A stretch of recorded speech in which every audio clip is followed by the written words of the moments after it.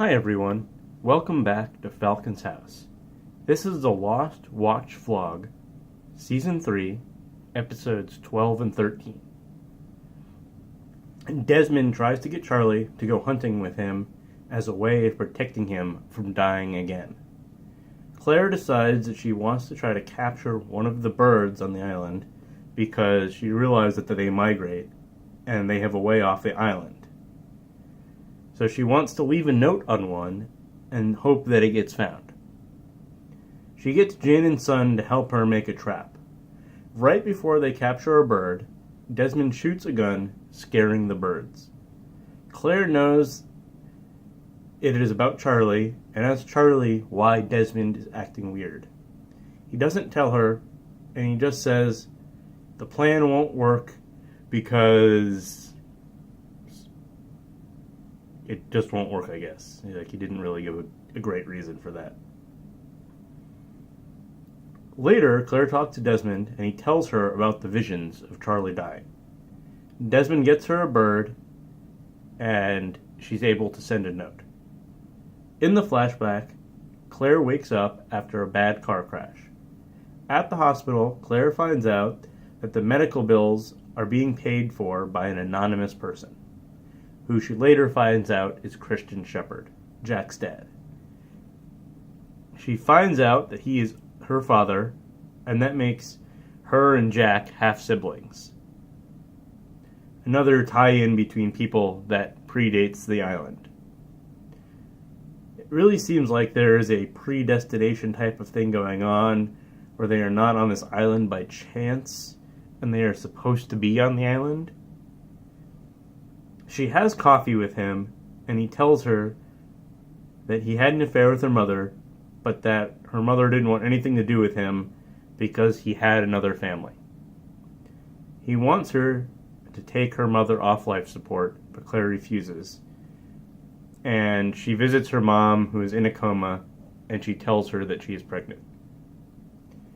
Back on the island, Saeed and the rest of the group that are in the jungle with the captured Mikhail find out that the hatch implosion caused an electromagnetic pulse that destroyed an underwater beacon that was used to locate the island for the rest of the world. So it will be impossible for anyone new to show up to the island.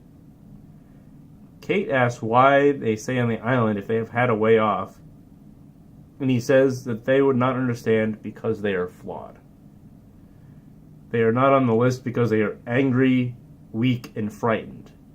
That the list was made by a magnificent man who brought the others there. Kate says that Ben isn't that great, and he says that he is not talking about Ben. Mikhail knows their full names, and that Locke was in a wheelchair. They come across a bunch of pylons that seem to be a wall. Saeed stops Kate from walking through, and then Locke pushes Mikhail through it, and he is killed by sonic waves. Saeed gets mad at Locke, but Locke says he has no way of knowing that they had a sonic weapon fence, or that the flame station was rigged with explosives. Kate says that they should chop down a tree to go over the fence.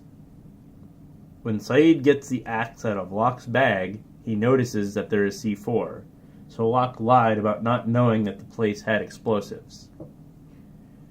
Locke seems to have other motivations for the island. After they climb over the barrier and reach the other's base, they see Jack playing catch with Tom. This was quite a shock.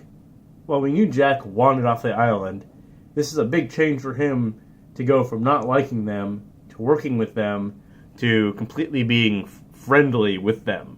So he's made a big change about how he feels about the others, and they seem to have taken him in as one of their own almost. I can imagine this was like a huge shock, as a huge reveal at the end of an episode before like a whole week of not knowing what was going to go happen. So this cliffhanger was probably really strong. It was probably a lot stronger watching it live than it is knowing that I can just watch the next episode and whatever happens in it. In the next episode, we start off with the same shocking scene as the previous one, with Jack playing football with Tom. Kate thinks that the others must have done something to him. Rousseau sneaks off on her own, and Kate enters Jack's house. She talks to him, and he refuses to leave. She is then captured by the others, who have also captured Saeed. In the flashback, Locke is unhappy after his relationship fell apart. He is approached by a man who says that his mother is trying to marry Locke's father, but it is a con, and he wants to help to stop it. Locke confronts his father and tells him that he will tell her the truth. His father agrees. Later, Locke finds out that the man is dead, and most likely that it was his father that killed him. Locke goes and confronts him at his apartment. His father pushes him out of the 8-story window, but Locke survives the fall, and he finds himself in a wheelchair for the first time. I had wondered about how we were going to find out what happened to Locke, and there were some fake outs earlier in the show to explain it.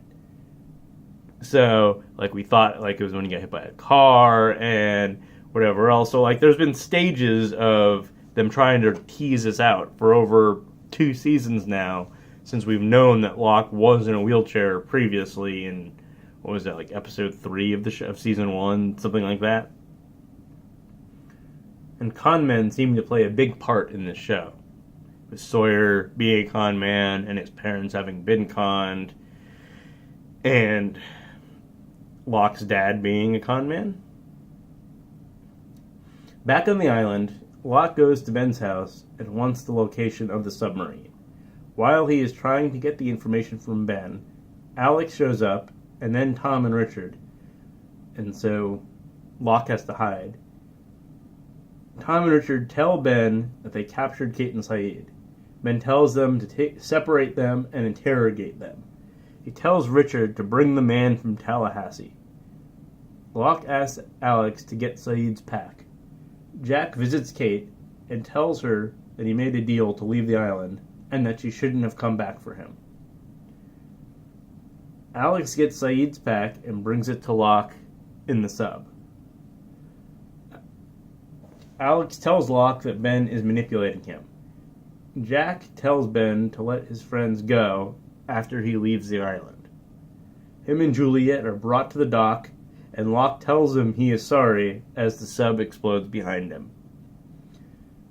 Locke is locked in a room, appropriately. He is approached by Ben and Richard. Locke says that he knows Ben wanted him to blow up the sub, and he says that he needed a way to keep Jack on the island. They bring Locke to a room and tell him he is in communion with the island and it is very important. In the room, his father is being held. Somehow, he ended up on the island as well. A lot happened in this episode, more than my recap can convey. Locke is a really important part, it seems like, and is running his own agenda at this point. It's not just about surviving on the island, or being free, or being able to walk again. He might be more of a villain than Ben, but he is much more subtle about it. Thanks for watching. Please like and subscribe and share with other Lost fans.